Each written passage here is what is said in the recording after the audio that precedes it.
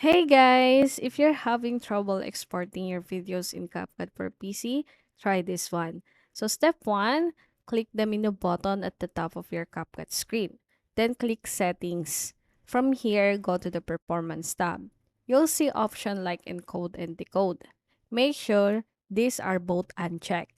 So once done, click Save. Now, close CapCut completely and then just open it again. Sometimes this simple step already solved this issue. But if it's still not working, here's another method you can try. So click on this icon at the top. So it looks like this. And again, go to Settings Performance. This time, click on Draft. So you'll see something like cache size. Just click to delete or clear cache.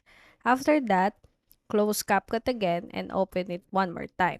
So that's it. Most of the time, these two simple steps will fix exporting problems in CapCut. So super quick and no complicated steps needed.